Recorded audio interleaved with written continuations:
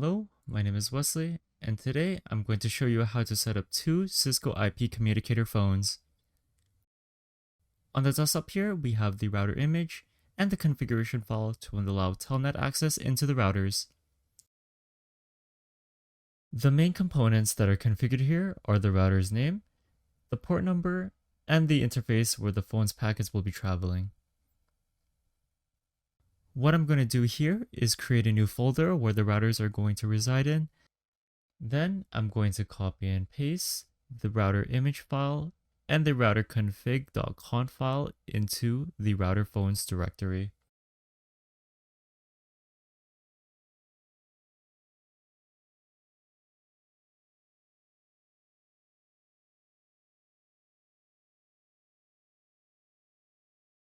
Now that we imported the router image and the router config.conf file into the directory, I'm going to download and run the Dynagen service where I'll be able to turn on and access the routers.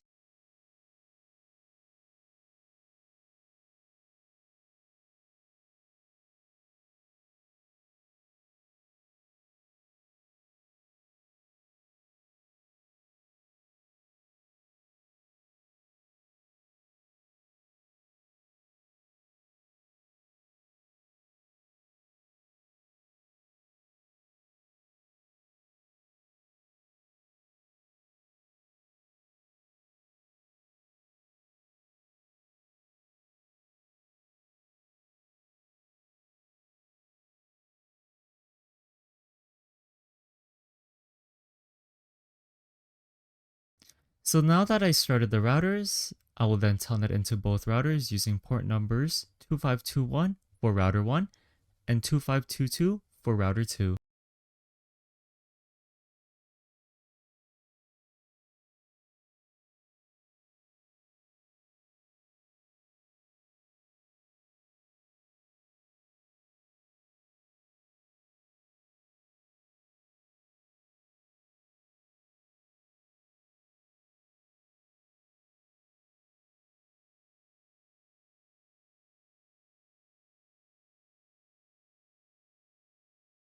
Now that we have access to both of the routers, we will begin the router configurations.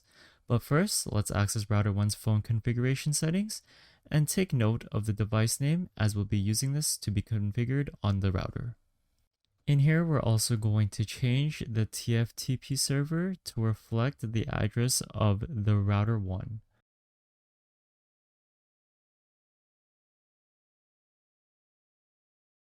Here, we're going to configure the IP address of phone 1's router, then we're going to enable it on tap 1's interface to be bridged into our network.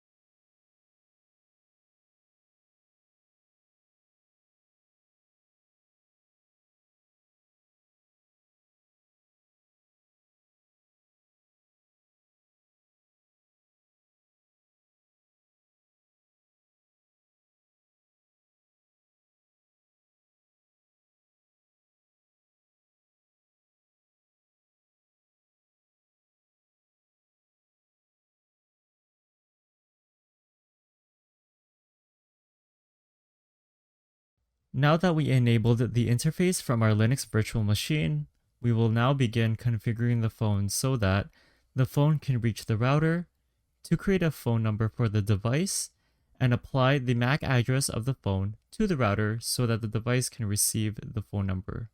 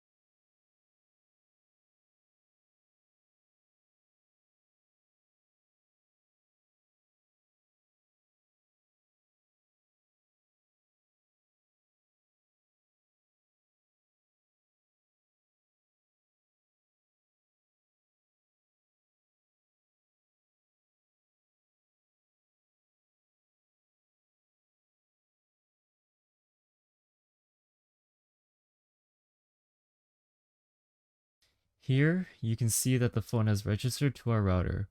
So now we just need to restart the device from the router so that the phone number can be applied to the CIPC phone.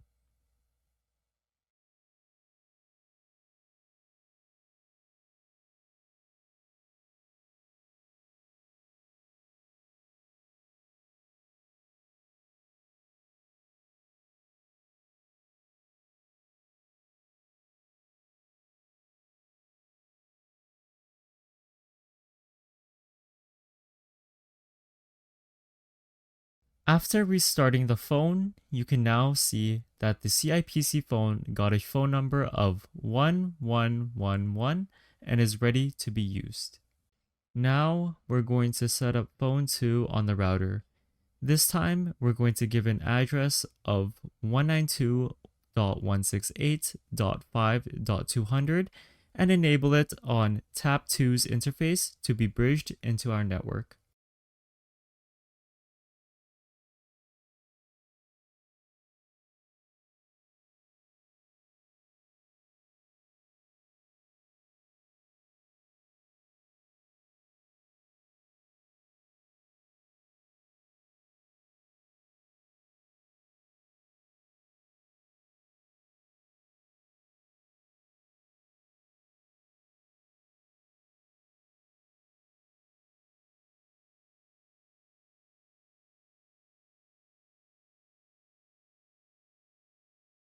Now that we enabled the interface from our Linux virtual machine, we will begin configuring the phone on the router. The same commands will be applied from router 1, except the source address, system message, and MAC address will be different.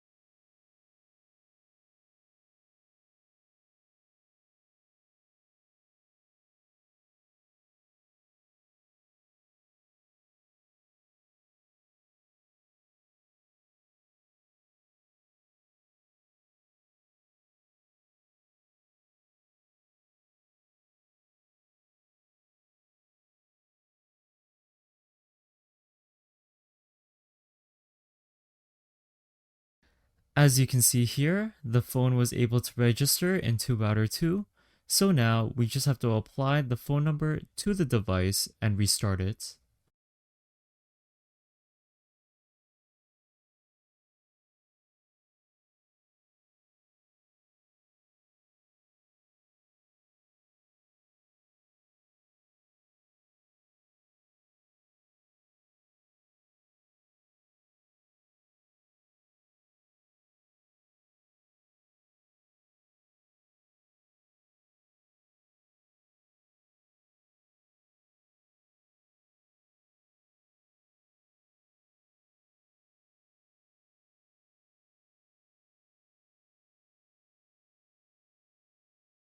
After restarting the phone, you can now see that the CIPC phone got a phone number of 2222 and is ready to be used.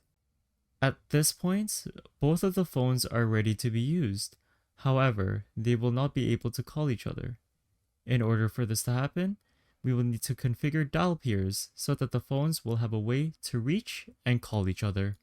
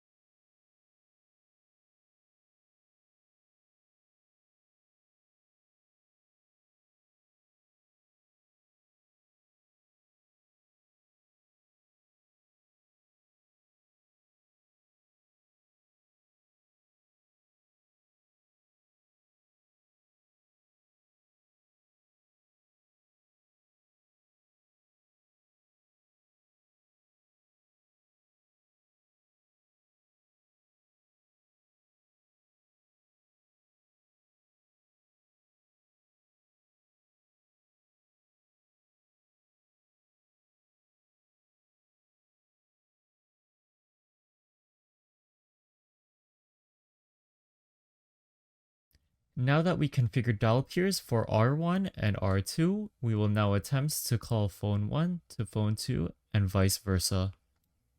And as you can see here, calling 2222 from phone 1, the call is going through.